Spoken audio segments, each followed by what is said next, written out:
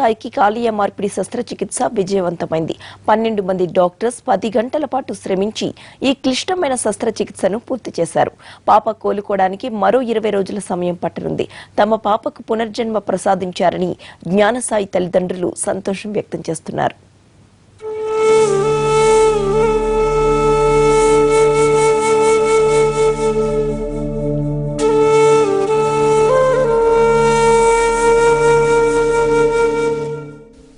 బోసినవ్వులు చిందిస్తున్న ఈ చిట్టి తల్లే జ్ఞానసాయి.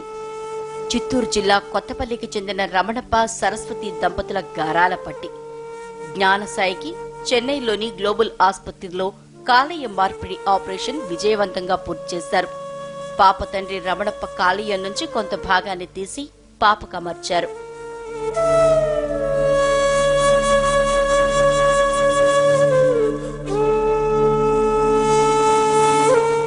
అత్యంత క్లిష్టమైన ఈ ఆపరేషన్ పూర్తి కావడానికి 10 గంటల సమయం పట్టింది. 12 మంది వైద్యుల బృందం ఉదయం నుంచి రాత్రి వరకు శ్రమించింది. మరో 2 రోజుల పాటు పాపను ఇన్సెంటివ్ కేర్ లో ఉంచి అబ్జర్వ్ చేస్తారు. జ్ఞానసాయి త్వరలోనే పూర్తిగా కోలుకుంటుందని డాక్టర్లు చెప్తున్నారు. So probably around 12 doctors are involved in both the operation. And it doesn't end with the operation. The child is in intensive care and their intensivists are looking after the child day and night. In terms of number of hours, if you put both of the operation together, it will take around 10 hours to 12 hours. We will keep the child in intensive care for 2 days and then in the ward for approximately 2 weeks. I'm very hopeful that this child will do very well.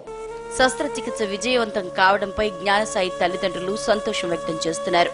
ఇక్కడికి వచ్చేటప్పుడు మేము చాలా దుఃఖంతో వచ్చాం madam. ఇప్పుడు చాలా ఆనందంగా feel అవుతున్నాం మేడం. మనం సీఎం చంద్రబాబు నాయుడు గారికి కృతజ్ఞతలు, మంత్రి గారికి, మహమ్మద్ రేలా సార్ గారికి, వైట్ పర్సెంట్ సార్ గారికి, చైర్మన్ గారికి, వాళ్ళకందరికీ కృతజ్ఞతలు మేడం. పాపకి సర్జరీ సక్సెస్ అయిందని చెప్పినారు. ఇప్పుడు మాకు చాలా ఆనందంగా ఉంది మేడం. అంటే వాళ్ళు ఇప్పుడు ఐసీయూలో 3 days అన్నారు మేడం. మళ్ళీ వార్డుకు షిఫ్ట్ చేసి 1 week ఉన్నాక డిశ్చార్జ్ చేస్తామన్నారు. జ్ఞానసాయి పుట్టుకతోనే కాలేయ వ్యాధితో బాధపడుతోంది.